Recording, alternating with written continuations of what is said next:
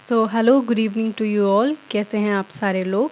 तो आज की इस वीडियो में हम डिस्कस करने वाले हैं हमारी हिस्ट्री सीरीज़ की class number 4th and this is the chapter of your NCERT class 6। The name of the chapter is what books and burials tells about. Okay, तो हमने पीछे की 3 क्लासेस में बहुत सारी चीज़ें कवर कर ली हैं ऑलरेडी, जिसमें हमने अर्ली ह्यूमन हिस्ट्री के बारे में देखा था, उनकी डिफरेंट साइट्स के बारे में देखा था। जैसे कि मैंने इंडस वैली सिविलाइजेशन को आपको एलेबोरेटली डिस्कस किया था, कौन कौन सी मेजर साइट्स थी और उन साइट्स से कौन कौन से मेजर आर्टिफैक्ट मिले हैं, किसके थ्रू मिले हैं, एक्सकेवेशन के थ्रू मिले हैं, किसने किया है, आर्कोलॉजिस्ट ने किया है। And the study of all these burials और the remains are known as archaeology. ठीक है, तो आज की इस वीडियो में हम देखेंगे कि जो हमने बुक्स वगैरह आपको बताई थी, थोड़ा सा मैंने आपको अंडरस्टैंडिंग दी थी कि कुछ बुक्स भी मिली हैं, कुछ रिटन रिकॉर्ड्स मिले हैं जिनके बारे में हमें और अच्छे से डिटेल में स्टडी मिल जाती है अर्ली ह्यूमन बींग्स की। ठीक है, पहले हम एकदम से ऐसे नहीं थे। ठीक है, आज जो प्रेजेंट डे हम जिस तरीके से रह रहे हैं, हमारी सिविलाइजेशन बिल्कुल डिफरेंट है। हम बहुत डिफरेंट सोचते हैं पहले के लोगों तरीके से। ठीक है, आज हम बोलते हैं कि हमें कम्युनिटीज़ की ज़रूरत नहीं है, हम इंडिविजुअलिज्म पे बहुत ज़्यादा फोकस करते हैं कि हम ही सब कुछ है, हम अकेले रहना जानते हैं, हम अकेले अपने लिए फूड बाय कर सकते हैं, हमें सोसाइटी की ज़रूरत नहीं। इस तरीके की हम बातें बातें करते हैं। ठीक है, ख्याली बातें हैं बट रियलिटी कुछ और है। तो इसमें देखेंगे अर्ली जो ह्यूमन बींग्स थे वो जब धीरे धीरे रहना उन्होंने शुरू किया, तो वो पहले कम्युनिटीज़ में रहना शुरू किया। ठीक है, अगर वो कम्युनिटी में नहीं रहते तो मे बी वो परमानेंट सेटलमेंट नहीं बना पाते। ठीक है, एक मार्केट प्रोड्यूस नहीं कर पाते। ठीक है, क्योंकि ट्रेड करने के लिए जब कोई है नहीं वहाँ पर, तो मार्केट का कोई एग्जिस्टेंस रह ही नहीं जाता है। तो इस तरीके से जो कम्युनिटीज़ बनी, कम्युनिटीज़ से फिर धीरे धीरे पॉपुलेशन जब बढ़ गई तो क्या बना, विलेजेस बने। विलेजेस में भी पॉपुलेशन जब बढ़ने लगी तो लोग ने क्या किया, मूव करना शुरू किया। कहाँ पर, दूसरे रीजन पे, और वहाँ जाके अर्बन सेंटर्स क्रिएट किए। देन अर्बन सेंटर्स से बड़ी बड़ी सिटीज़ बन गई और देन सिटीज़ से बहुत बहुत बड़े क्या बन गए, किंगडम्स बन गए, जो कि हम हिस्ट्री में देखेंगे। ठीक है, तो इसमें आपको थोड़ी सी और मैं आगे की अंडरस्टैंडिंग दूंगी। हमने कहाँ तक पढ़ लिया था उस लास्ट वीडियो में, हमने इंडस वैली सिविलाइजेशन के बारे में पढ़ लिया था। वहाँ के लोगों के बारे में मैंने आप बताया था, पोर्ट सिटी भी मिली है वहाँ पे लोथल से। तो वो क्या करते थे, एक जगह से दूसरे ट्रेड भी क्या करते थे। ठीक है, मेसोपोटामिया एक सिविलाइजेशन थी। ठीक है, उस सिविलाइजेशन से उनका ट्रेड था। इस तरीके के हमें कुछ कुछ सिम्बल्स, कुछ कुछ एविडेंसेस मिले हैं। ठीक है, इसी के साथ हमें क्या चीज़ मिली है कि पूरी की पूरी सिविलाइजेशन थी वो सिंधु नदी के किनारे थी, क्योंकि वाटर एक basic source of human need है। अगर पानी नहीं रहेगा तो हम क्या करेंगे, सर्वाइव ही नहीं कर पाएंगे। ऊपर से क्या है, पानी के साथ साथ जो आसपास की ज़मीन होती है वो कैसे हो जाती है, फर्टाइल हो जाती है। और जब ज़मीन फर्टाइल होगी तो ऑब्वियस सी बात है कि हमें वहाँ से क्या मिलेगा, क्रॉप प्रोडक्शन मिलेगा। ठीक है, तो इस तरीके से एग्रीकल्चर की खेती होने शुरू की।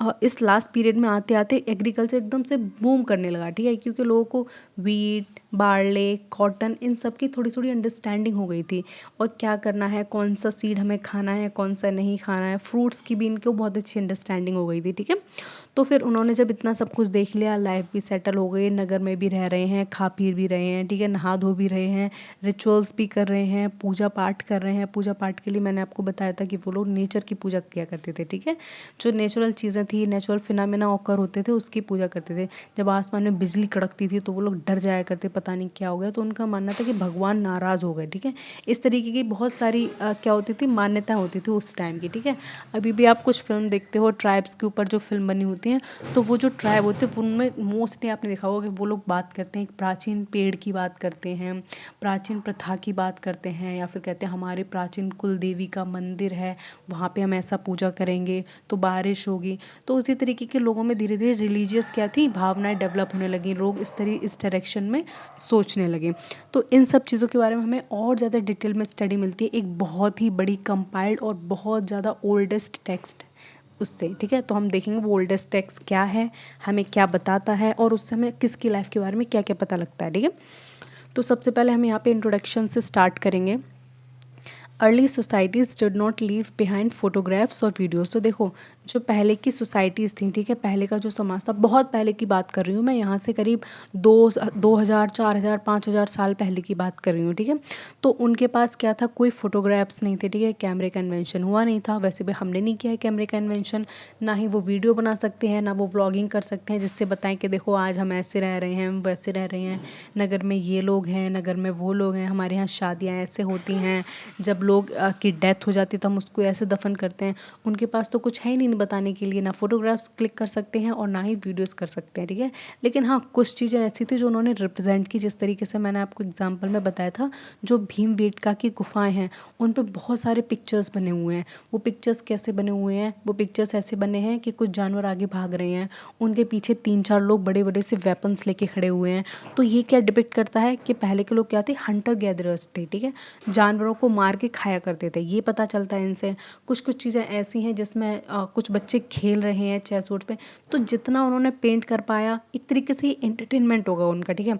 ये ऐसा नहीं होगा कि कोई ने मार मार के बनवा रहा हो, या फिर वो उनके दिमाग ने इतना सोचा होगा कि हमारे बाद जो लोग आएंगे या हमसे बाद जो डेवलप्ड हो जाएंगे उन्हें हमारे बारे में पता लगेगा, तो इस ऐसा करते हैं हम इसमें पेंटिंग्स बना देते हैं ताकि उन्हें हमारे बारे में पता लगे। ऐसा तो कुछ हुआ नहीं होगा भाई, वो भी एंटरटेनमेंट करते होंगे, वो भी 4-5 लोग इकट्ठे हो गए, चलो किसी गुफा में चल रहे हैं, और वहाँ से एक बड़ा सा स्टोन उठाया और उससे क्या की, खरोच खरोच के उन सारी वॉल्स पे क्या की, पेंटिंग्स बना दी, जो कि आज भी सर्वाइव करती हैं। मैंने आपको बताया था कि जो इंस्क्रिप्शंस होते हैं, जो हार्ड मेटल पे चीज़ें लिखी जाती हैं, चाहे वो पत्थर हो गए, ठीक है, चाहे वो आयरन की जो प्लेट्स बनाई जाती हैं उस पे लिखी जाती हैं। अब तो इतनी मॉडर्न टेक्निक हो गई कि आप बहुत ज़्यादा कस्टमाइज चीज़ें होती हैं, जिसको किसी पे भी आप नाम लिखवा लेते हो, आप सिल्वर पे नाम लिखवा लेते हो अपना, और गोल्ड पे लिखवा लेते। लेकिन उस टाइम ये बहुत बड़ी बात थी, मतलब उस टाइम ये एकदम से अचीवमेंट थी कि वो पत्थर पे लिख देते थे चीज़ों को, ठीक है, मेटल्स पे लिख के छोड़ते थे। तो जो चीज़ हार्ड मेटल्स पे लिखी थी, जो चीज़ इंस्क्रिप्शंस पे लिखी थी, वो आज भी सर्वाइव कर रही हैं। हमें बहुत सारी इन्फॉर्मेशन कहाँ से पता लगती है, उन्हीं चीज़ों से पता लगती है कि यहाँ पे ये चीज़ होता होगा, यहाँ वो होता होगा। जैसे कि अर्ली टाइम में आपको जब मैं अशोक के बारे में पढ़ाऊँगी हिस्ट्री में, अशोक बहुत महान राजा थे, ठीक है, इसके बाद ही आएंगे। तो उन्होंने क्या किया था, उन्हें जब कोई फरमान जारी करना होता था, अपनी जीत के बारे में अपने नगर के लोगों को बताना होता था, या कोई भी चीज़ होती थी, कोई अचीवमेंट्स हैं, इन सब के बारे में बताना था, उन्होंने धर्म का प्रचार किया था, ठीक है, बौद्ध धर्म का स्पेशली उन्होंने बताया था कि इस तरीके से ज़िंदगी को जीना चाहिए। तो इन सबको पता है उन्होंने क्या किया, पत्थरों पे इंस्क्राइब करवा दिया, पत्थरों पे लिख लिख के नगर के अलग अलग अलग अलग हिस्सों में लगा दिया, और उनको क्या लिया, एकदम से आम भाषा में लिखा, ताकि जितने भी वहाँ के लोग हैं वो सारे इस भाषा को समझ सकें और ये देख सकें कि राजा ने आखिर क्या अनाउंस किया है, राजा अपनी बात क्या कहने चाह रहे हैं, राजा का नया फरमान क्या है, ठीक है। तो इस तरीके से चीज़ें मिलती हैं।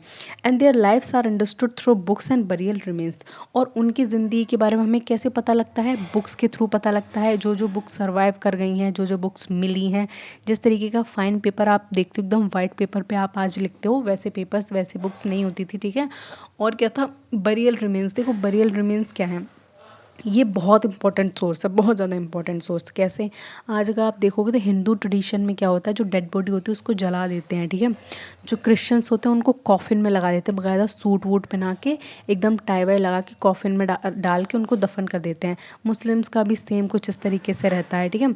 और भी सारे ट्राइबल कम्युनिटीज़ हैं, जिस तरीके से आप जो एंशंट उसको पैटर्न को फॉलो करें। आप अगर अफ्रीका में बहुत सारी कम्युनिटीज़ ऐसी हैं, जो एक कम्युनिटी के बारे में मैंने कहीं पढ़ा था, मैं एग्जैक्ट बताऊंगी अगर मुझे कभी उसके बारे में डिटेल में पढ़ूंगी। वो लोग अभी भी मरे हुए लोगों को अपने साथ रखते हैं, मतलब उनके ऊपर ना कोई लेप सा लगा देते हैं जिससे उनकी बॉडी से ना स्मेल नहीं आती है, और वो अपने साथ रखते हैं। बच्चे हों चाहे बूढ़े हों, जो मर जाते हैं ना, तो उनकी बॉडी को पूरे फुल्ली कवर कर देते हैं। वो सूख जाता है, उनका जब अंदर का एकदम से वेट कार्बन है वो पूरी तरीके से जब सूख जाता है, ड्राई हो जाता है, तब उनके अंदर कुछ नहीं बचता, एकदम लकड़ी पत्थर जैसी बॉडी हो जाती है, पत्ते की जैसी बॉडी। वो उसको लेके इधर उधर ट्रैवल करते हैं, इधर उधर घूमते हैं। तो इससे क्या है, उनकी सोसाइटी के बारे में पता लगता है, ठीक है। उसी तरीके से बहुत सारे ऐसे एविडेंसेस मिले हैं इंडिया में, जहाँ से हमें इन सारे लोगों के बारे में पता लगता है जो बरियल्स में रो गए हैं, ठीक है। बरियल रिमेन्स के बारे में, मतलब जब दफन कर दिया है तो कुछ लोगों के साथ बहुत सारा सामान मिला है, कुछ लोगों के साथ बहुत कम सामान मिला है। इससे पता लगता है जो लोग बहुत ज़्यादा अमीर होते होंगे, वो अब मरने के साथ साथ उनके साथ बहुत सारा सामान रखा जाता होगा, लेकिन जो नॉर्मल लोग होते होंगे, जो गरीब जैसे लोग होते होंगे, उनके साथ क्या हुआ, थोड़ा कम सामान रखा जाता होगा, ठीक है। यहाँ पे बहुत इंटरेस्टिंग स्टोरी मैं आगे बताऊंगी इनाम गांव की, ठीक है। तो मेरे साथ बने रहना और पूरे वीडियो को पढ़ना, ठीक है, पूरे चैप्टर को। And this chapter focuses on, देखो हम देखेंगे कि चैप्टर प्राइमरीली फोकस किस चीज़ पे करता है, क्या क्या कवर कर रहा है। एंशियंट इंडियन बुक्स, जो पुरानी हमारी प्राचीन भारतीय जो किताबें हैं उनको पढ़ाएगा, ठीक है। स्पेशली वेद, वेद सबसे ज़्यादा पुराने हैं। अगर आपसे कभी पूछे कि सबसे पुरानी भारतीय कौन सी किताबें हैं, तो हमारे वेद सबसे पुराने हैं, ठीक है। कोई रिलीजियस टेक्स्ट हमारा सबसे पुराना नहीं है। रामायण महाभारत भी बाद में लिखी गई थी, ये वेद हमारे सबसे पुराने हैं, ठीक है। इसमें अर्ली ह्यूमंस के बारे में दिया गया है, जब ह्यूमंस ने लिखना सीख लिया था, ह्यूमंस ने अपनी एक भाषा बनाई थी, इसको संस्कृत भाषा कहते हैं। जब पूरी तरीके से डेवलप हो गई तो उनमें से कुछ लोगों ने, समाज के कुछ वर्ग ने क्या किया, किताबें लिखना शुरू की, ठीक है। And the burial practices and they what they reveal, और देखो जो बरियल प्रैक्टिसेस थी वो भी हमें बहुत कुछ बताती हैं हिस्ट्री के बारे में। अभी मैंने बताया बरियल प्रैक्टिसेस का मतलब यही है कि जब लोग मर जाते थे उनको कैसे दफन करते थे, ठीक है। वो जो प्रैक्टिसेस वो फॉलो किया करते थे वो बहुत कुछ बताती हैं समाज में, ठीक है, कि उनका समाज कैसा था, लोग क्या सोचते थे। और उनके साथ साथ बॉडी के साथ साथ हमें बहुत सारे आर्टिफैक्ट्स मिले हैं, बहुत बहुत सारे आर्टिफैक्ट, जिससे ये पता लग जाता है कि वहाँ के लोग इन इन चीज़ों का बहुत ज़्यादा यूज़ करते थे और इन चीज़ों का थोड़ा कम यूज़ करते थे। अब जो चीज़ ज़्यादा यूज़ हो रही है तो ऑब्वियस सी बात है वो चीज़ उनके टाइम पे ज़्यादा होती होगी, और जो चीज़ कम यूज़ हो रही है वो चीज़ कम प्रोड्यूस होती होगी, ठीक है। And the megalithic culture and iron age development, अब देखो मेगालिथिक कल्चर का मतलब होता है बिग स्टोन, ठीक है। यहाँ पे क्या होता था, जो बरियल साइट्स होती थी उनको मार्क करने के लिए बड़े बड़े पत्थर रख दिया करते थे। आज अगर आप देखोगे कोई भी ग्रेव यार्ड बना हुआ है, ठीक है, जहाँ पे चर्च हो, चाहे वो हिंदूज़ का हो, मतलब बरियल साइट हो, तो अभी ना गवर्नमेंट ने या फिर लोकल लोगों ने क्या है वहाँ पे पूरा स्ट्रक्चर बना रखा है, ठीक है। तो सबको पता है, पूरे नगर के लोगों को पता है कि यहाँ पे जाके डेड बॉडी लेनी है, यहाँ पे डालनी है, यहाँ पे करनी है। लेकिन इन लोगों ने उन साइट्स को किस तरीके से मार्क किया था कि यहाँ पे डेड बॉडी गड़ी है, यहाँ पे मरे हुए लोग गड़े हैं, दफन है यहाँ पे, तो वो बहुत इंटरेस्टिंग कहानी है, ठीक है। क्योंकि इन लोगों ने इतना स्पेशली घर वर तो बनाया नहीं था उन सारे लोगों के लिए, ठीक है। तो ये क्या करते थे, जहाँ बॉडी गड़ी होती थी ना वहाँ आसपास बड़े बड़े बड़े पत्थर रख दिया करते थे, जिससे लोगों को पता लग जाता है यहाँ पे कोई बॉडी गड़ी हुई है, और नेक्स्ट टाइम जब कोई ख़त्म हो जाए तो यहाँ पे ना खुदाई करके इससे दूर खुदाई करें, ठीक है। इस तरीके की प्रैक्टिस थी जो इन लोगों में बहुत ज़्यादा प्रेवलेंट थी। तो आपको सब कुछ पता लगेगा इस चैप्टर में कि किस तरीके से लोग सोच रहे हैं, क्या ये कर रहे हैं और क्या ये खा पी रहे हैं, ठीक है। आराम से, कोई दिक्कत नहीं है। जस्ट अ सेकेंड, ठीक है। तो यहाँ तक आपको समझ में आया गया होगा, ठीक है, आराम से, कोई बहुत ज़्यादा टेक्निकल चीज़ें नहीं है, बस आपको ना एक चेन है उसको जोड़ना है। अच्छा, पहले ये हुआ, फिर ये हुआ, फिर ये हुआ, हम किस तरीके से प्रेजेंट डे में पहुँच पाए वो पूरा मैं आपको बताऊँगी सीक्वेंस में, ठीक है। कहाँ से शुरू हुए हम लोग, ठीक है, कहाँ नेचुरल शेल्टर में रहते थे, मांस मछली खाते थे, जानवरों के पीछे भागते थे, जिंगलाला हो करते थे, और प्रेजेंट डे आज देखो यहाँ मॉडर्न टेक्निक से मैं आपको पढ़ा पा रही हूँ, ठीक है। यहाँ मैं अपना लैपटॉप का यूज़ कर रही हूँ, यहाँ पे मैं पेन टैप का यूज़ कर रही हूँ, स्पीकर, माइक, एवरीथिंग। हम टेक्नोलॉजी में कितने आगे बढ़ गए हैं, कितने एडवांस हो गए हैं। तो आपको एक पता होना चाहिए कि हम कहाँ से उठे और कहाँ तक पहुँचे हैं, ठीक है। History is all about past, ठीक है, और ये ज़रूरी भी है जानना और पढ़ना समझना, ठीक है।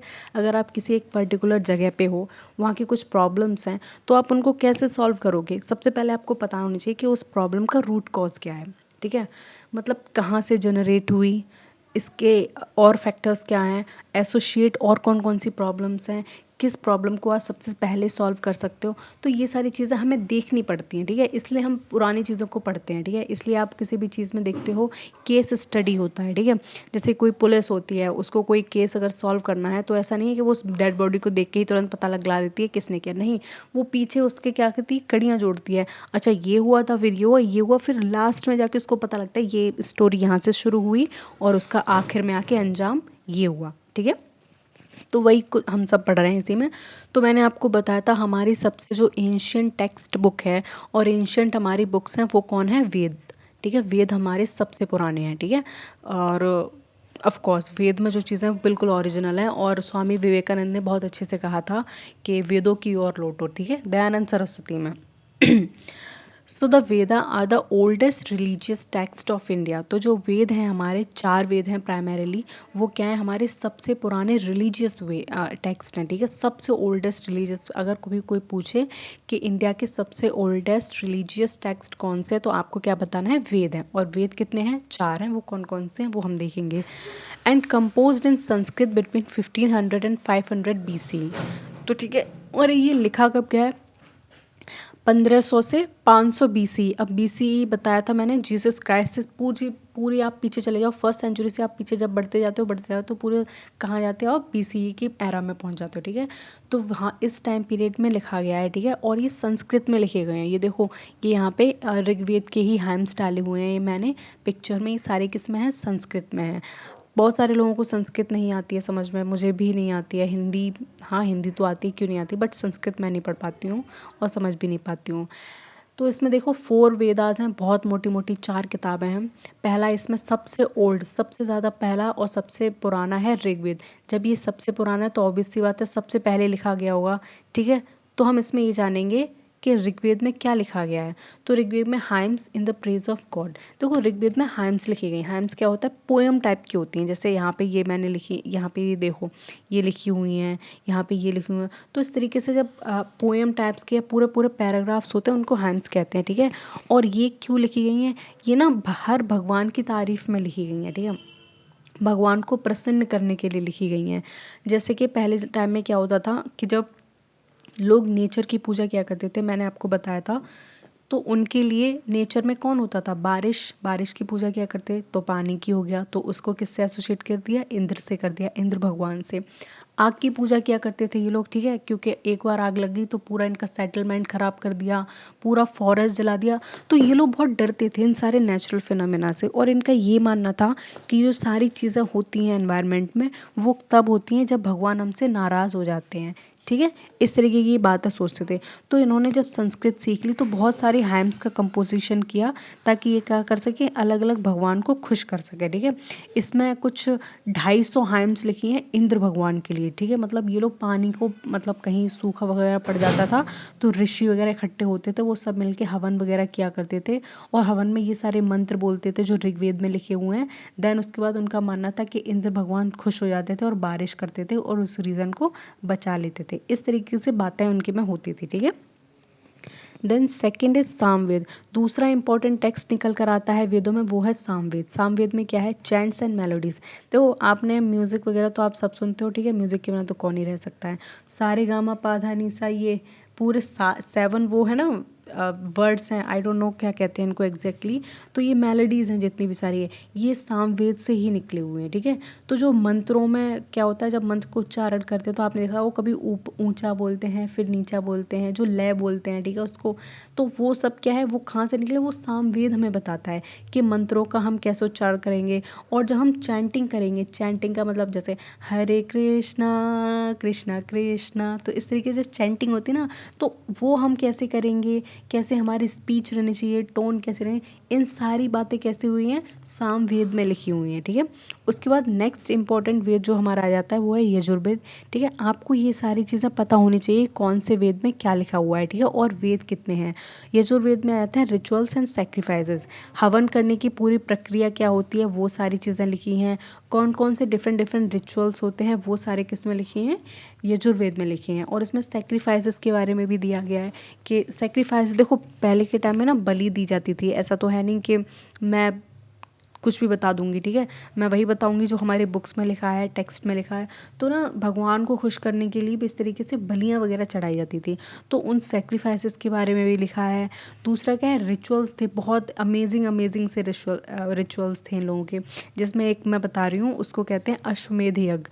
अश्वमेध यज्ञ में क्या होता था कि एक राजा होता था, ठीक है, वो राजा हवन करता था और नगर में आसपास ढोल पीटता था, आसपास के राजा को सबको इनवाइट करता था कि हम अश्वमेध यज्ञ कर रहे हैं। तो सारे राजा क्या होते थे, सम्मिलित होते थे, ठीक है, खुशी खुशी। जो उससे कमज़ोर होते थे उसमें क्या होता था, एक घोड़े को तिलक लगा के छोड़ा जाता था, और वो घोड़ा जहाँ से भी जाता था, जहाँ से भी जाता था, वो पूरी टेरिटरी उस राजा की हो जाती थी जिसने वो यज्ञ करवाया है। अगर किसी ने उस घोड़े को रोका तो उससे उस राजा को युद्ध करना पड़ता था, ठीक है। इसका मतलब सिंपल सा यही ये है, जिसने घोड़ा रोका वो क्या कर रहा है, चैलेंज कर रहा है उसकी अथॉरिटी को कि तुम हमारे रीजन पे आके दिखाओ, ठीक है। तो और बाकी जितने भी छोटे मोटे राजा होते थे वो पूरे उनको मान लिया करते थे कि हाँ हम आपके सोवराइन हैं, हम आपकी सरहद में रहेंगे, हमें रूल करने दो, हमसे लड़ाई करने मत आना। और जो पावरफुल किंग्स होते थे वही ये यज्ञ कर पाते थे, ठीक है। अब छोटा मोटा कोई राजा होगा, मान लो 4 गांव का राजा है, वो अश्वमेध युद्ध करेगा और अगले ही तुरंत अगले स्टॉप पे उसके घोड़े को किसी बड़े राजा ने रोक लिया, तो डू यू थिंक कि वो बेचारा फिर उससे कॉम्पिटिट कर पाएगा, उससे जीत पाएगा? ऐसा पॉसिबल नहीं है, ठीक है। तो समटाइम्स ऐसे इवेंट्स भी हमें हिस्ट्री पे देखने को मिलते हैं। बहुत ही अमेजिंग अमेजिंग इंसिडेंट्स है, मैं सब बताऊंगी, ठीक है। And the last text is Atharvaveda. अब अथर्ववेद में देखो क्या लिखा है, इसमें स्पेल्स हैं, चार्म्स हैं एंड हीलिंग प्रैक्टिसेस हैं। इसमें देखो अथर्ववेद को थोड़ा सा नेगेटिव भी देखते हैं कुछ लोग, पता है क्या, इसमें मैथमेटिक्स है, इकोनॉमिक्स है, स्पेल्स हैं, चार्म्स है, जो घड़े ताबीज़ वगैरह नहीं पहनते हैं होते हैं, ये सारी चीज़ होती है। मतलब इसमें मोस्टली ना ईवल चीज़ों को डिनोट किया गया है, जो ईवल होती हैं, ईवल प्रैक्टिसेस होती हैं, जो भूत वगैरह होते हैं, काला जादू, तंत्र, टोना विद्या, ये सारे अथर्ववेद में आते हैं हमारे, और ये सबसे लास्ट में भी लिखा गया है। And healing practices initially transmitted orally, Shruti tradition. तो ये जितने भी टेक्स्ट हैं वो क्या होते थे, वो पहले ना इनिशियली ओरली बोले जाते थे। 10 लोग कहीं पे इकट्ठे हो गए हैं, तो जिसको इन सारे वेदों का ज्ञान है, जैसे ऋषि मुनि हुआ करते थे, वो किसी पेड़ के नीचे बैठ गए हैं और देन उस विलेज के सारे लोग इकट्ठे हो गए हैं, तो ये इनको बोला करते थे, ठीक है। ओरली उन्हें बताया करते थे कि ये ऋग्वेद में, वो नहीं बताते, वो इस तरीके से बोलते थे कि भगवान को प्रसन्न करने के लिए हमें ये गाना चाहिए, वो गाना चाहिए। तो ये सारी जो हाइम्स थी वो अलग अलग सेजेस ने कंपोज की हुई थी। लेकिन जब हमने राइटिंग सीख ली, देन इसको हमने लिखना शुरू कर दिया, ठीक है। ये चीज़ आपके दिमाग में रहनी चाहिए। तो वेद समझ में आ गए, वेद क्या है, 4 वेदों में अलग अलग चीज़ें लिखी, वो समझ में आ गई, किस टाइम पीरियड में लिखा है वो समझ में आ गया, ठीक है। और कुछ इसमें इंपॉर्टेंट है नहीं जानने के लिए, जितना था मैंने बता दिया है। अब यहाँ पे हम ऋग्वेद को थोड़ा डिटेल में पढ़ेंगे। डिटेल में क्या है, ओल्डेस्ट वेदा कंपोज अराउंड 3500 ईयर्स एगो। ये सबसे पुराना हमारा वेद है, ठीक है। इसको करीब 3500 साल पहले लिखा गया था, ठीक है। ये इतना पुराना है, सारे वेदों में सबसे पुराना अगर कोई वेद है तो वो ऋग्वेद है, इस चीज़ को आप याद रखेंगे, ठीक है। एंड कंटेन 1028 हाइम्स, और इसमें 1028 हाइम्स हैं, mostly in praise of natural forces like अग्नि, इंद्र एंड वरुण। तो सारी की सारी किसको प्रसन्न करने के लिए लिखी गई हैं, जो नेचुरल फोर्सेस होती थी, मैंने पहले ही बताया था, चाहे वो अग्नि हो गए, आग हो गई, इंद्र मतलब पानी हो गया, ठीक है, एंड वरुण, नहीं वरुण यहाँ पे गलत लिखा है शायद, वरुण तो हवा होता है ना मेरे ख्याल से, इंद्र होते हैं वाटर के। तो इन सब के प्रेज में ये सारी हाइम्स लिखी हुई हैं, ठीक है। क्योंकि लोगों का मानना था अगर कहीं पे नदी सूख गई है तो उनका मानना था इंद्र भगवान क्या हो गए हैं, हमसे गुस्सा हो गए हैं, इसलिए पूरी नदी सुखा दी, ठीक है।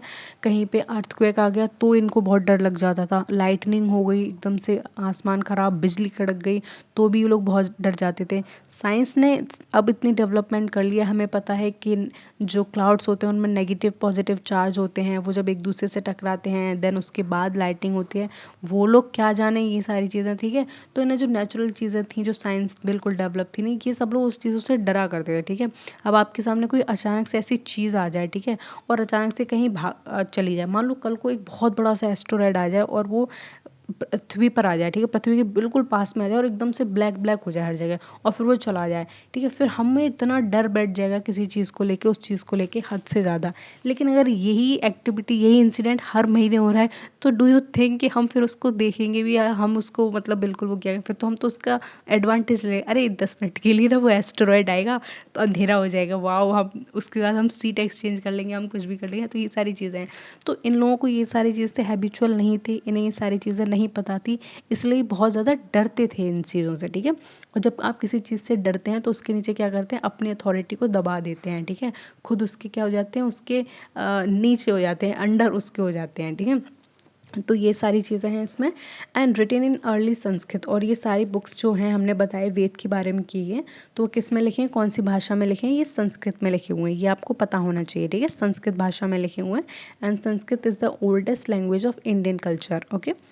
And gives clue about society, ये जो सारे वेद हैं वो हमें क्या बताते हैं, सोसाइटी के बारे में बताते हैं कि वहाँ का समाज कैसा था, ठीक है, समाज में अमीर गरीब थे या नहीं थे, समाज में राजा था या नहीं था, उन समाज में सोल्जर्स थे या नहीं थे, और उनकी लड़ाइयाँ कभी किसी से हुई या नहीं हुई। ठीक है, ये सारी चीज़ें। समाज क्या होता है, हम जो डेली अपने आसपास देख रहे हैं यही तो समाज है। हमारे रिलेटिव्स, हमारा मार्केट, ट्रेडिंग, इकोनॉमी, और ये तुम काम वाम करो, यही सब कुछ समाज है। ठीक है, इसी को समाज कहते हैं, इसको सोसाइटी कहते हैं। तुम जिस सोसाइटी में रह रहे हो उसको सोसाइटी कहते हैं। ठीक है, तुम जिन लोगों से मिल रहे हो, जैसी बातें कर रहे हो, तुम आसपास इंसिडेंट देख रहे हो, चीज़ों को ऑब्जर्व कर रहे हो, तो ये क्या है, this all are the part of a society.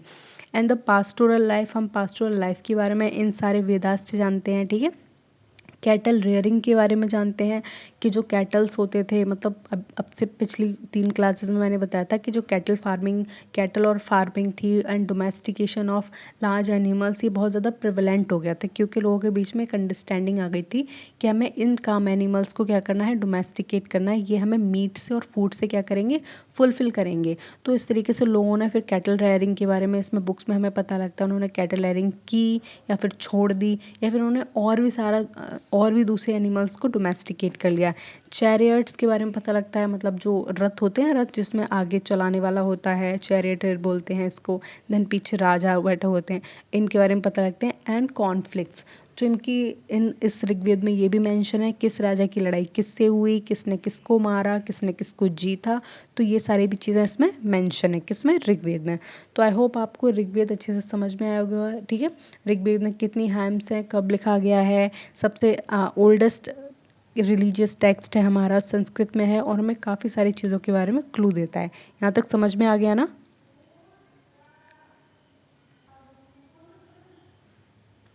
ठीक है, तो यहाँ ऋग्वेद के बारे में आपको कंप्लीट पता लग गया। देन हम नेक्स्ट देखेंगे लाइफ इन वैदिक पीरियड। वैदिक पीरियड, हम इसको ना वेदा से हमने वैदिक वर्ड निकाला हुआ है, जहाँ पे वेद निकले हैं। ठीक है, जहाँ वेद लिखे गए हैं, तो उसको हमने वैदिक पीरियड नाम दे दिया है ताकि हमारी अंडरस्टैंडिंग बनी रहे। ठीक है, तो हम देखेंगे कि लाइफ कैसी थी लोगों की वैदिक पीरियड में। सबसे पहले ऑक्यूपेशन के बारे में देखेंगे कि हमें उस बुक से ऑक्यूपेशन के बारे में भी तो पता लगा है ना, किस तरीके का ऑक्यूपेशन करते थे लोग। तो क्या करते थे, हर्डिंग कैटल्स। देखो अभी भी ये क्या कर रहे हैं, कैटल हर्डिंग कर रहे हैं। ठीक है, जानवरों को पाल रहे हैं, जानवरों की क्या कर रहे हैं, मस्त उनसे क्या खा पी रहे हैं, उनसे मिल्क ले रहे हैं। ठीक है, और जो शीप है उनसे क्या ले रहे हैं, वूल ले रहे हैं, कॉटन की तो ये कल्टीवेशन करते ही हैं। ठीक है, एंड फार्मिंग भी कर रहे हैं। ठीक है, जब जब इन्होंने सोच लिया, जब इन्होंने देख लिया कि ये सारे फूड प्रोड्यूस हैं, इनको हम खा सकते हैं और ये हमारा बेसिक मोड ऑफ सर्वाइवल बन चुके हैं, तो उन्होंने फार्मिंग और करने शुरू कर दी। ठीक है, और इस एज तक आते आते उन्होंने ना मेटल्स के टूल्स बनाने शुरू कर दिए थे, जिससे क्या होता था, ये जंगलों की कटाई करना शुरू कर दिया इन्होंने। जिन जो घने घने जंगल थे या घनी घनी घास खड़ी थी, उन सबको काट दिया इन लोगों ने। ठीक है, जब आप जंगलों को और घास को काट के उन्होंने प्लॉट साफ कर लिए, फिर ये और खेती करने लगे। तो फिर यहाँ पे धीरे धीरे आप देखोगे कि इनके पास एग्रीकल्चर और फार्मिंग एकदम बेसिक इकोनॉमिक नीड हो गई थी इनकी। ठीक है, और ये पूरे तरीके से टोटली होली डिपेंडेंट हो गए थे किस पे, फार्मिंग के। हम भी अभी भी, हम जितने भी वेजिटेरियन पीपल है वो पूरी तरीके से किस पे डिपेंड है, जो भी हमारे पास जो भी खाने के लिए, ठीक है, जो खेतों में उग रहा है, जो प्लांट्स पे लग रहा है, वही तो खा रहे हैं, मीट तो खा नहीं रहे हैं हम लोग। एंड द क्राफ्ट वर्क, लोग क्या कर रहे हैं, उनके वैदिक पीरियड में क्राफ्टिंग का भी काम कर रहे हैं। क्राफ्टिंग में क्या करते होंगे, डलिया बनाते होंगे, पोट्री करते होंगे, बर्तन बनाते होंगे, टॉयज़ बनाते होंगे। ठीक है, कपड़े बनाते होंगे, खाल बेचते होंगे, जानवरों की हो सकता है, और भी सारी चीज़ें उन्होंने जो सीख ली होंगी, वो सारी चीज़ें क्या करते होंगे, उनको मार्केट में बेचते होंगे। ठीक है, और ये सारे ऑक्यूपेशंस हमें इनके देखने को मिलते हैं। अब हम सोसाइटी के बारे में डिस्कस करेंगे, इनकी सोसाइटी कैसी है। Mention of Raja chief not king with large army. यहाँ पे हमें ऋग्वेद से पता लगता है कि राजा होते थे इनके टाइम में। ठीक है, राजा होते थे, लेकिन उनके पास कोई स्टैंडिंग आर्मी नहीं होती थी। ऐसा नहीं है कि राजा युद्ध पर जा रहे हैं, उनके पास 3000, 5000, 6000 सैनिक हैं और दूसरे राजा से लड़ाई करने जा रहे हैं, ऐसा कुछ नहीं था। नई नई सारी चीज़ें डेवलप हुई हैं। ठीक है, लोग बस सेटल हो ही पाए हैं और अपनी अपनी धीरे धीरे क्या कर रहे हैं, दिनचर्या को शुरू कर रहे हैं। ठीक है, तो उन्होंने राजा को एज अ फॉर्म, जैसे हम सरपंच नहीं चुन लेते हैं गाँव में, जो हमारी हर चीज़ की देखभाल करते हैं। ठीक है, वो देखते हैं नालियाँ सही हैं, नगर में कोई चोरी तो नहीं कर रहा है, बच्चों के खेलने के लिए प्लेइंग ग्राउंड्स अलग बनाए हैं नहीं बनाए हैं। तो इस तरीके से इनकी सोसाइटी में भी राजा को चुन लेते थे, ठीक है। लेकिन इनके पास कोई भी आर्मी नहीं होती थी, क्योंकि लड़ाई करनी ही नहीं है, पॉपुलेशन भी इतनी ज़्यादा नहीं है कि दूसरे ट्राइब से जाके लड़ेंगे और अपने आप के सारे लोगों को ख़त्म कर देंगे, ठीक है। ऐसा कुछ था नहीं। War and conflict for kettles, land and water. और कभी कभी इनमें जो छोटी मोटी लड़ाइयाँ हो जाती थी वो कैटल्स के लिए होती थी, ठीक है, कि तुमने हमारी गाय चुरा ली, तुमने हमारी भैंस चुरा ली, हम तुम्हें मारेंगे पीटेंगे। इस तरीके की इनकी कैटल्स की लड़ाई होती थी। दूसरा, ज़मीन की लड़ाई होती थी। मान लो आपने कोई प्लॉट साफ़ किया है, ठीक है, आप थक गए, आपने कहा कि बाकी का प्लॉट हम कल साफ़ करेंगे। पता लगा जब आप कल तक आए हो उस पर 2-4 लोग दूसरी कम्युनिटी के पहले से ही काम कर रहे हैं और उन्होंने बताया यार ये प्लॉट तो हम कल से साफ़ कर रहे हैं, झूठ बोल दिया। तो क्या है, फिर एक लड़ाई छिड़ जाती थी। तो इन सारे छोटे मोटे मुद्दों पर इनमें भी लड़ाई वड़ाई होती थी। ह्यूमंस हैं, जेलसी, एनवी और ये दुश्मनी उश्मनी जो नए थोड़ी ना है ये सारे टर्म्स, ये तो पुराने टाइम में भी चलते आते होंगे, ठीक है। जो लोग बोल नहीं पाते हैं वो भी लड़ लेते हैं, ठीक है। ये सारी चीज़ें तो हैं, ह्यूमन में इनबॉर्न है, ये सारी चीज़ें भगवान ने दी हैं हमें, ठीक है। पानी के लिए भी इनमें लड़ाई हो जाती थी, वाटर के सोर्सेज के लिए, ठीक है। लाइक कोई लेक में ये सारे लोग आसपास रह रहे हैं, किसी एक ने क्या किया वहाँ पे पॉइजनस चीज़ डाल दी या फिर धोखे से पानी को गंदा कर दिया, ठीक है, उसको, तो उसके बीच में लड़ाई हो जाती थी। तो इस तरीके के छोटे मोटे इसमें लड़ाइयाँ वगैरह चलती रहती हैं। अब देखो हम ना यहाँ पे ऋग्वेद में ना वैदिक पीरियड में विमेंस की कंडीशन देखेंगे। आज आप देखते हो कि बहुत ज़्यादा इनइक्वालिटी है सोसाइटी में, ठीक है। लोग अलग अलग बातें करते हैं कि विमेंस को राइट नहीं है, कि विमेंस घर में ही खाना बनाती रहती हैं, सोसाइटी में बाहर नहीं आती हैं, या फिर पार्लियामेंट में बहुत ज़्यादा उनका रिप्रेजेंटेशन कम है। इस तरीके की जब बातें देखने को मिलती हैं देन क्या होता है कि हम विमेन के स्टेटस को भी इन सभी चीज़ों से देखते हैं।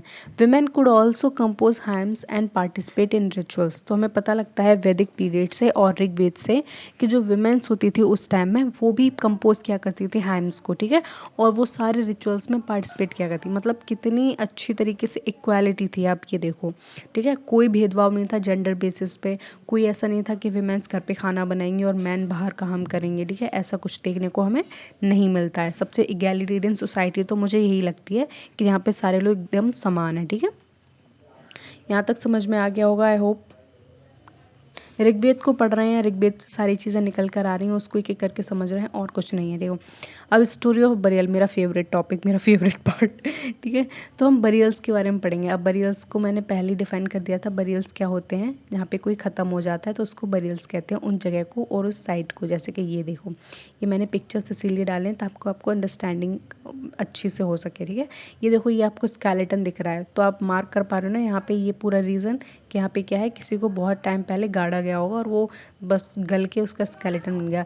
ये जो दूसरी प्लेस देख रहे हो, यहाँ पर भी एक स्केलेटन था, हाँ, एक्सकेवेशन हुआ, देन जो आर्कोलॉजिस्ट थे उन्होंने उसको उठा के लेबोरेटरी में डाल दिया ताकि ये पता कर सकें कि ये किस एज का है। देखो मैंने स्केलेटन बना दिया, ये पता नहीं किसका, लड़की का बनाया है।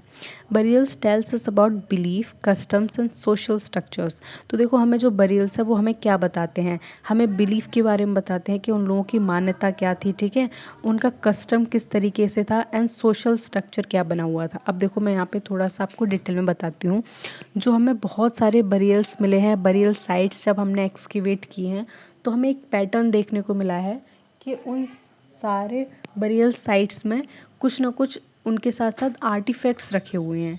मतलब कि बॉडी रखी है, बॉडी के साथ साथ क्या रखे हैं, ये देखो, ये घड़े रखे हैं, यहाँ पे दिख रहे हैं आपको, दिख रहे होंगे अच्छे से। ये देखो, ये घड़ा रखा है, ये प्लेट सी रखी हुई है, ये देखो स्टूल जैसा कुछ रखा है, ठीक है, ये सारी चीज़ें रखी हैं।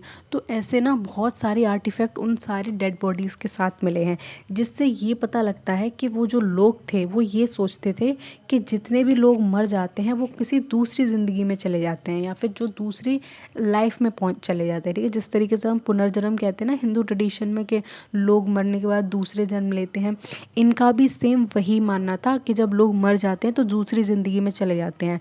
तो ये लोग उनके साथ ना उनका ज़रूरत का सामान रख देते थे। उनका मानना था कि जब वो नई ज़िंदगी में जाएंगे तो ये सारे सामान की उन्हें ज़रूरत पड़ेगी, ठीक है। पता नहीं कैसा बिलीफ है, इंसान तो मर के मिट्टी बन जाता है, उसके आर्टिफैक्ट वहीं के वहीं रह जाते हैं, ठीक है।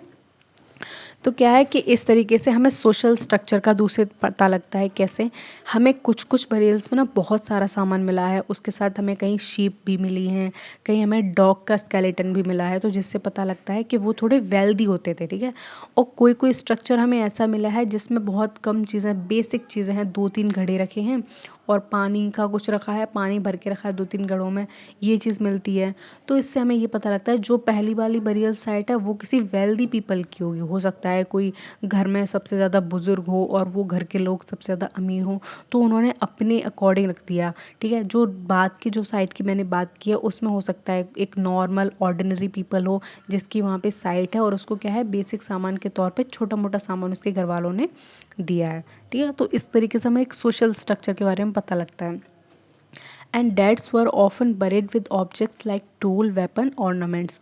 और जो लोग मर जाते थे, जो डेड बॉडीज़ होती थी, उनके साथ लोग क्या करते थे, उनके टूल्स गाड़ देते थे, जो वेपन्स वो यूज़ करते थे वो गाड़ देते थे, और ऑर्नामेंट्स भी गाड़ देते थे, ठीक है। ज्वेलरीज जैसे होते थे, उनको हाथों में पहनने वाली, गले में पहनने वाली, नाक वाक में जो भी पहनते थे, अगर कोई लेडीज़ है। देखो यहाँ पे ना ऑर्नामेंट की बात मैं एक स्पेसिफिक करना चाहती हूँ। हमें पूरा पता नहीं है कि जो ऑर्नामेंट और जो ज्वेलरी जो हम बोलते हैं वो कौन पहनता है, ठीक है। क्योंकि ऋग्वैदिक पीपल में हम देखते हैं कि जो ज्वेलरी थी वो मैन और विमेन दोनों पहनते थे, ठीक है। ऐसा नहीं है कि ज्वेलरी को हमने एक स्पेसिफिक एसोसिएट कर दिया है कि ये विमेन्स ही पहनेंगे, नहीं। मैंने बताया था कि ऋग्वेद में सोसाइटी इतनी इगैलिटेरियन थी कि कोई भी इनइक्वालिटी का डिवीजन नहीं था, ठीक है। कोई ये नहीं था कि तुम्हारा ये काम है तुम ये काम नहीं कर सकते, हमारा ये काम है हम यही काम करेंगे। तो इस तरीके से वहाँ पे ऑर्नामेंट्स हमें बहुत सारी ग्रेव से मिले हैं, ठीक है। वेपन्स मिले हैं, किसी कोई इंसान है उसने पूरी ज़िंदगी एक वेपन, उसका लकी वेपन हो, मान लो उस वेपन से उसने बहुत सारे शिकार किए हों, अपनी कम्युनिटी को खुश किया हो। जब उसकी डेथ हो गई तो कम्युनिटी वालों ने सोचा इसके साथ हमने इसका वेपन भी लगा देते हैं ताकि इसको जो आफ्टर लाइफ होगी उसमें इसको ये वेपन मिल जाएगा। तो इस बिलीफ के साथ वो लोग क्या क्या करते थे, इन सारे सामान को उनके ग्रेव में रख दिया करते थे, ठीक है। यहाँ तक समझ में आ रही है चीज़ें। And indicate belief in life after death. और इससे पता लगता है कि वो सारे लोग इस बात पे बहुत ज़्यादा विश्वास करते थे कि मरने के बाद भी कोई ज़िंदगी होती है, ठीक है। जो लोग मर जाते हैं वो किसी और लाइफ में एंटर कर जाते हैं, ऐसा ये लोग सोचते थे। And differences in burial goods suggest social differences.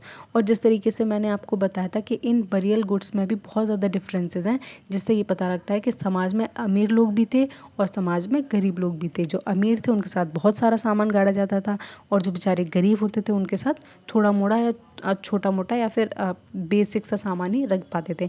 जो जितना अफोर्ड कर पाता था वो उतना ही कर पाएगा, ठीक है, मतलब उतना कर पाता था। देन हम देखो मेगालिथ्स के बारे में पढ़ेंगे। ये मेगालिथ्स क्या है, ठीक है। लार्ज स्टोन स्ट्रक्चर्स और boulders use to mark graves. देखो जब यहाँ पे मान लो एक कम्युनिटी रह रही है, ये पूरा एक गांव बना हुआ है, ठीक है।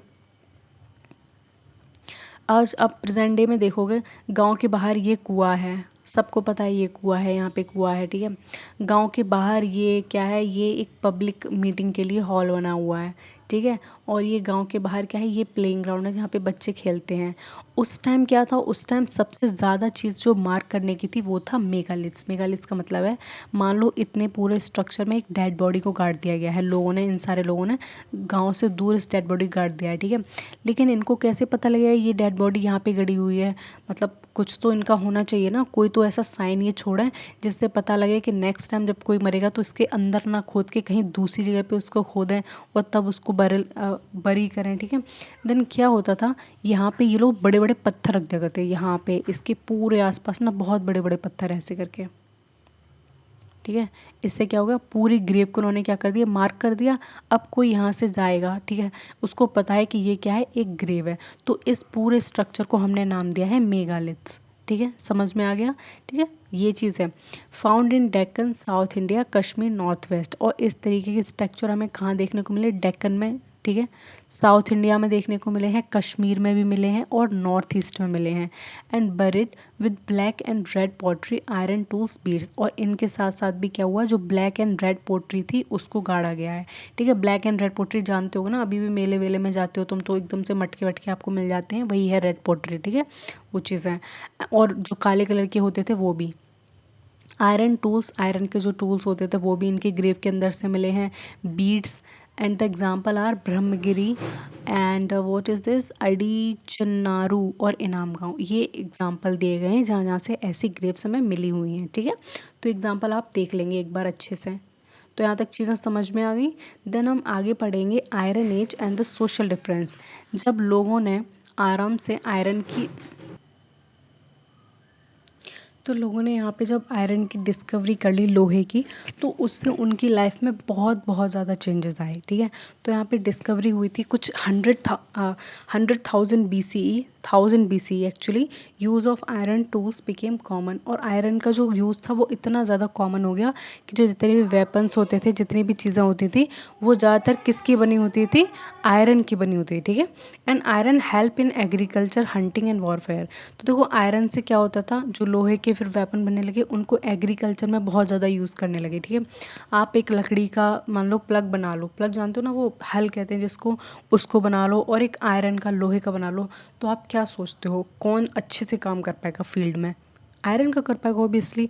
तो इससे क्या हुआ, एग्रीकल्चर में लोगों को हेल्प मिली, हंटिंग में हेल्प मिली बहुत ज़्यादा। पहले लोग हड्डियों के जो टूल्स होते थे, और जो टूल्स होते थे उनके वुड के टूल्स होते थे, और उनके स्टोन के टूल्स होते थे। अब उनके पास एक और मेटल है, बहुत ज़्यादा हार्ड मेटल है, जो क्या है, आयरन, उसके भी टूल्स होने लगे। तो हंटिंग भी बहुत ईजी हो गई। अब ये एक बार में किसी के पेट में कस के मारते हैं अपना वेपन, तो वो वहीं के ढेर हो जाता है जानवर, ठीक है। एंड वॉरफेयर, और कभी कभी लड़ाई वड़ाई होती थी, तो इसमें भी ये लोग क्या करते, आयरन टूल्स का यूज़ करते थे और जीत जाते थे, ठीक है। And burials show variety, some had gold ornaments, other had simple gold. देखो जो हमारी बरियल साइट्स हैं उनमें भी ये सारे टूल्स वगैरह मिले हैं, ठीक है, आयरन वगैरह उनमें भी मिला है। साथ साथ बरियल्स में क्या है, हमें और भी सारे मेटल्स देखने को मिले हैं। कैसे, किसी किसी के साथ हमें सोना गड़ा हुआ मिला है। देखो इतने अमीर लोग भी होते थे ये, किसी के पास क्या होता था, किसी की ग्रेव में सोना गड़ा होता था, और किसी किसी के पास क्या होता है, सिंपल गुड्स होते थे। सिंपल गुड्स का मतलब यही है, बैठने के लिए हो सकता है चारपाई वगैरह उन्होंने बनानी सीख ली हो, वो सारी चीज़ें। या फिर हो सकता है कि सारे बर्तन वगैरह रख देते होंगे, सिर्फ बर्तन वर्तन, ठीक है। और हो सकता है कि आसपास के थोड़े जानवर जो होते होंगे, जो उन्हें लगता होगा कि आगे अगले जन्म में पता नहीं उन्हें दूध मिला नहीं मिला, तो लाओ इसमें इसको क्या करें, इसके साथ एक गाय को भी दफन कर दें। तो इस तरीके जब वो चीज़ें वो सोचते होंगे, तो इस तरीके से हमें सोसाइटी में एक डिफरेंस देखने को मिलता है, डिफरेंस क्रिएट करते हैं। And indicate rich poor divide in ancient society, और इसी से हमें पता लगता है कि कुछ लोग उस सोसाइटी में कैसे थे, गरीब थे, और कुछ लोग उस सोसाइटी में कैसे थे, बहुत ही ज़्यादा अमीर थे, ठीक है, इन सारे बरियल साइट से, ठीक है। द केस स्टडी इनाम गाँव। अब देखो मैंने आपको शुरुआत में बताया था कि मैं एक इम्पॉर्टेंट केस स्टडी के बारे में बताऊंगी, एक गांव के बारे में बताऊंगी जिससे एसोसिएट बहुत बहुत अच्छी कहानी है। तो वो इनाम गांव की, ठीक है। अब ये इनाम गांव हमने कहाँ एक्सकेवेट किया है, कहाँ खोदा है, तो हमने महाराष्ट्र में खोदा है। महाराष्ट्र में गोड रिवर है, गोड नाम की नदी बहती है। उस नदी के आसपास देखो जितने भी सेटलमेंट है, मेजरली आपको नदी के आसपास ही मिलेंगे, ठीक है। ऐसा नहीं था कि लोग मतलब एकदम सूखी लैंड पे रहना पसंद करते थे। जहाँ पानी है वहीं तो रहेंगे, खाएंगे, धोएंगे, नहाएंगे, कहाँ पे जाएंगे, पानी के पास जाएंगे। तो पानी के जितने भी सोर्स होते हैं उन्हीं के आसपास इन्होंने रहना शुरू किया। अगर आप प्रेजेंट डे भी देखोगे ना, तो मोस्ट की बात कर रही हूँ मैं, जो सबसे डेंसली पॉपुलेटेड जगह हैं, डेंसली पॉपुलेटेड एरियाज़ हैं, तो वो नदी के आसपास ही है, ठीक है। चाहे गुजरात के कितने भी, सूरत ले लो, अहमदाबाद ले लो, ये सारी रिवर ले लो, और यहाँ पे इंडिया में, सॉरी इंडिया कह रही हूँ मैं, यहाँ पे गंगा रिवर के पास में कानपुर ले लो, इलाहाबाद ले लो, ठीक है। तो ये सब बहुत ज़्यादा डेंसली पॉपुलेटेड सारी एरियाज़ हैं, ठीक है, सारी जगह में बहुत भर भर के लोग घुसे पड़े हैं। सेटलमेंट ऑन गोड रिवर महाराष्ट्र, तो ये इनाम गांव जो सेटलमेंट हमें देखने को मिलता है, कहाँ मिलता है, महाराष्ट्र में गोड रिवर के किनारे देखने को मिलता है। And people grew wheat, barley, rice, pulses and cotton, यहाँ के लोग क्या करते थे, वीट, बार्ले, राइस, पल्सेस और कॉटन की खेती किया करते थे। कैसे पता लगा, क्योंकि यहाँ पे हमें साइन मिले हैं, एविडेंसेस मिले हैं इन सारी चीज़ों के, ठीक है।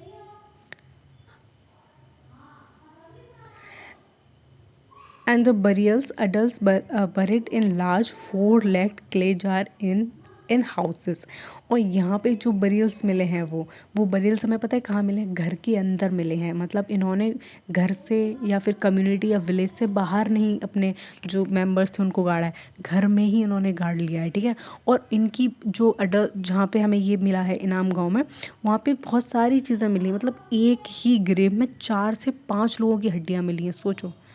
मतलब आई डोंट नो कि वहाँ पे किसी ने उन सबको मार के दफन कर दिया, ये इंसिडेंट है, या फिर उसमें से धीरे धीरे एक एक करके मरते गए तो वो वहीं दफन करते गए, ताकि इनका भी रहा होगा, इन्होंने भी सोचा होगा कि हम जब मर जाएंगे तो हमारी जो अगली ज़िंदगी होगी क्यों ना हम उसमें भी साथ रहें। तो इस लालच में इन्होंने क्या किया होगा, वो सारे लोगों को घर के अंदर ही ग्रेव बनाई, उस ग्रेव में क्या किया, सारे लोग वन बाय वन जो जो मरते गए, जिसका टाइम आता गया, वो उसी में जाके उसने दफन कर दिया होगा, जो बचे हुए लोग होंगे। ठीक है, इस तरीके का हो सकता है कि उन्होंने कुछ सोचा हो। And this suggest deep social and ritual importance of burial, और इससे पता लगता है कि कितना ज़्यादा सोसाइटल और रिचुअल इंपॉर्टेंस था किसका, बरियल्स का। ठीक है, ये इंपॉर्टेंट केस था इनाम गांव का, ये बढ़िया भी था। अब यहाँ पे हम देखेंगे कि हमने क्या सीखा, क्या समझा। ठीक है, व्हाट बी लर्न।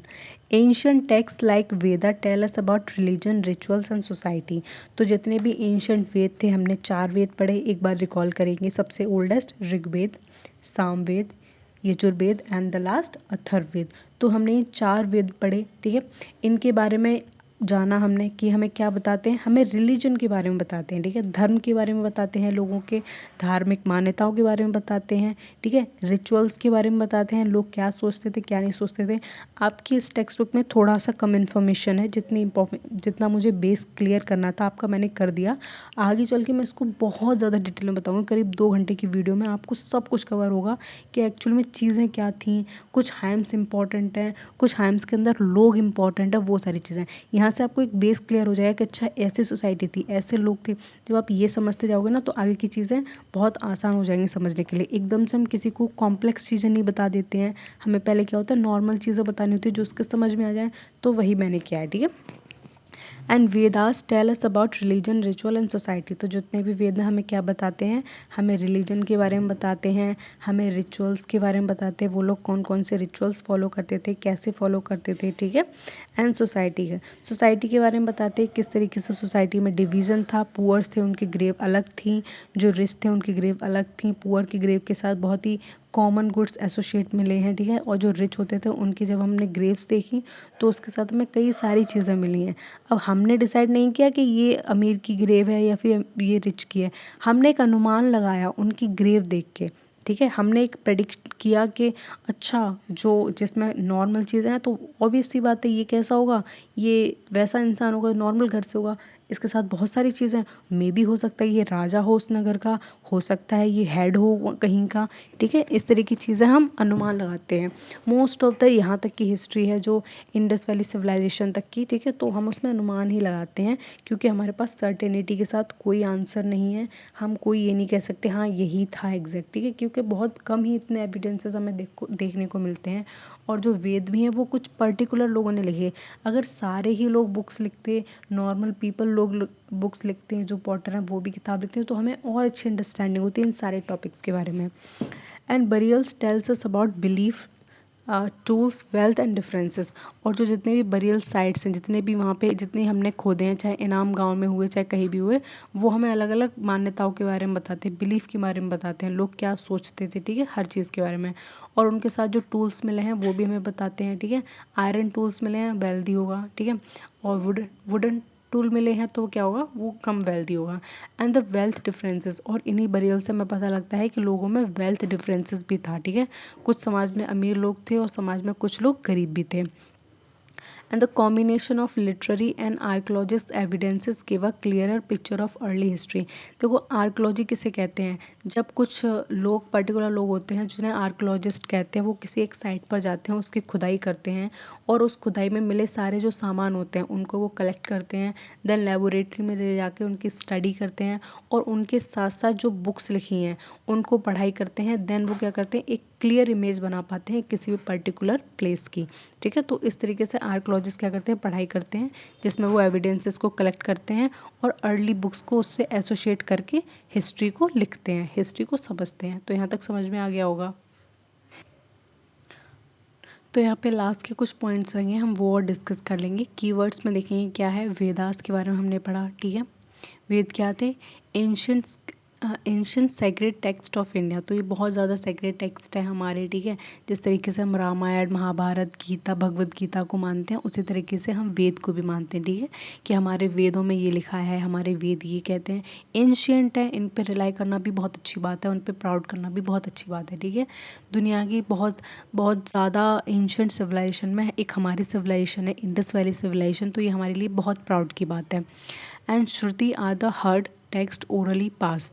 देखो श्रुति किसे कहते हैं? श्रुति कहते हैं जो टेक्स्ट को सिर्फ और सिर्फ क्या किया है, मुंह से बोला गया है, जिनका कोडिफाइड नहीं किया गया, जिनको राइट नहीं किया गया है, ठीक है, जिनको लिखा नहीं गया है, उन्हें नहीं कहते हैं। जो जो बात मैं आपको बता दे रही हूँ या फिर जो बात हम कर रहे हैं आपस में, तो उनको हम श्रुति कहते थे। पहले के टाइम में क्या होता है, इस तरीके से पढ़ाई होती थी, ठीक है। मतलब कि आप अगर बात करेंगे कि पेपर इतना प्रेवलेंट था नहीं, लोगों ने इतना सोचा नहीं था कि इन्हें लिखना चाहिए नहीं लिखना चाहिए, तो लोग आपस में बातें करते थे, लोग आपस में मीटिंग करते थे, देन वहाँ पे डिबेट डेवलप किया करते थे कि मैं भगवान के बारे में ये सोचता हूँ, तो तुम भगवान के बारे में क्या सोचते हो वो बताओ। इस तरीके से जो डिबेट होती है ना, कंटिन्यू डिबेट होती हैं, धर्म के ऊपर डिबेट होती है, नेचर के ऊपर डिबेट होती हैं, और बहुत सारे टॉपिक्स हैं जिनके ऊपर डिबेट होती हैं, लाइक कोई भी चीज़ें हो, नेचुरल फिनोमेना के ऊपर डिबेट होती हैं, तो ये सारी चीज़ें हमें देखने को मिलती हैं, ठीक है। मेगालिथ क्या होते हैं, हमने अभी अच्छे से डिस्कस किया था कि मेगालिथ्स किसे कहते हैं। Large stone use to mark burial site, जो बड़े बड़े पत्थरों का हम इस्तेमाल करते हैं जिससे हमें ये पता लगे कि ये जगह कैसे है, ये बरियल साइट है, ठीक है। मैंने अभी बताया था कि यहाँ पे इस तरीके से एक डेड बॉडी गड़ी है और उसके आसपास बहुत बड़े बड़े से बता रही हूँ मैं, जो पत्थर रखे होते हैं, इससे हमें पता लगता है कि ये एक डेड बॉडी है, ठीक है, ये ग्रेव है किसी की। नेक्स्ट टाइम जब किसी की डेथ हुई तो उसके ऊपर खुदाई ना करके यहाँ आसपास कहीं और स्ट्रक्चर बना ले, ठीक है। ये सारी चीज़ें हैं। And Rigveda, Rigveda is the oldest Veda, सबसे पुराना वेद है हमारा ऋग्वेद, कंपोज 3500 ईयर्स एगो, और ये 3500 साल पहले लिखा गया है, बहुत बहुत बहुत साल पहले, ठीक है। ये चीज़ भी हम यहाँ पे देखेंगे। सो ऑफ कोर्स यहाँ पे हम रिकैप देखेंगे एंड कंक्लूजन देखेंगे। देखो यहाँ पे मैं थोड़ी सी पहले बातें कर लेती हूँ।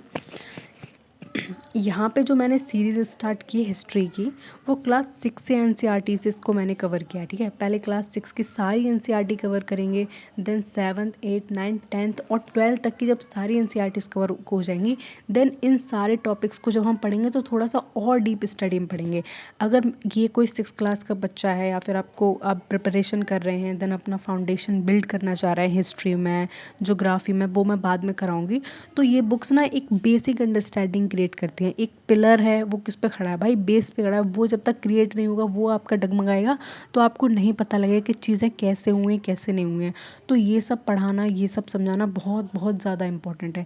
ह्यूमंस कैसे बने, ह्यूमंस ने क्या किया, सोसाइटी में कैसे आए, ठीक है, खाना क्या खाया, और सोशल डिफरेंसेस कैसे क्रिएट हुए, उनमें वॉर हुआ, जेलसी थी नहीं थी, ये चीज़ें जब आपको पता होंगी तभी तो आप और ज़्यादा सोच पाओगे, आपका दिमाग अलग अलग आइडियाज़ कैसे बना पाएगा। अब जैसे मैंने इनाम गाँव का भी आपको एग्जांपल दिया था, तो आपको मे भी लगा होगा अच्छा ये भी था, इस तरीके से चीज़ें थी, ऐसे होता था, तो हो सा अब आप दिमाग में सोच रहे हो क्या पता उन घर वालों को किसी ने इकट्ठा मार दिया हो, आप ये भी सोचो क्या पता उन सबको इकट्ठी कोई बीमारी लग गई हो, इसलिए सारे गाँव वालों ने मिलकर उनको दफन कर दिया हो। तो इस तरीके से ना आप ना अलग अलग डायरेक्शन में सोचते हो। कब सोचते हो? जब छोटे छोटे की पॉइंट्स आपको मिलते हैं, ठीक है। अगर मैं बड़ी सी चीज़ बता दूंगी तो ये जो जितनी भी छोटी चीज़ें ना वो आपके दिमाग से निकल जाएंगी, ठीक है। जब छोटी छोटी चीज़ें बताऊंगी तो आप उसमें और बारीकी से सोच पाओगे और चीज़ों को एनालाइज कर पाओगे, ठीक है।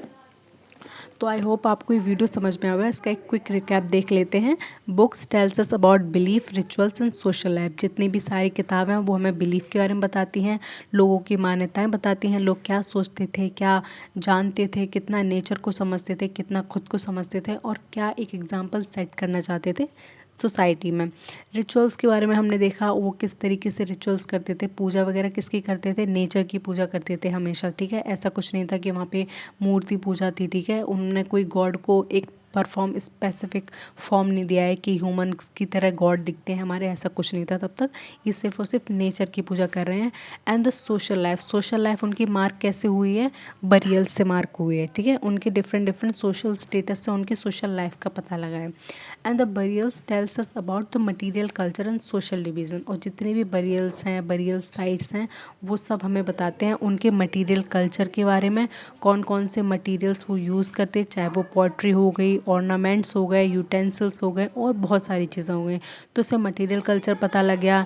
And the social division, society में किस तरीके का डिवीज़न था, ये चीज़ भी हमें अच्छे से पता लग गई है। ठीक है, तो आपको ये आई होप चीज़ें समझ में आ गई, बहुत ज़्यादा क्लियर हो गई होंगी उस पूरी वीडियो से। And together they form an important source for understanding early Indian history. और इन सारे सोर्सेज को हम क्लब करते हैं और समझते हैं तो हमें एक अंडरस्टैंडिंग डेवलप होती है अर्ली इंडियन हिस्ट्री की। ठीक है, so this is the chapter all about. तो आपने इस चैप्टर को पूरा अच्छे से समझ लिया है, देख लिया है, जो जो इम्पोर्टेंट चीज़ें थी मैंने सब समझा दी हैं। एंड आई होप आपको सारी चीज़ें समझ में आ गई होंगी और पिछली 3 वीडियो से आप इनको कनेक्ट कर पा रहे होंगे, रिलेट कर पा रहे होंगे और आगे भी समझ पा रहे होंगे। ठीक है, तो पढ़ाई करते रहिए और ऐसे बने रहिए। मेरे चैनल को सब्सक्राइब कर लेना, नेक्स्ट वीडियो मैं कल अपलोड करूँगी। Till then take care and bye bye.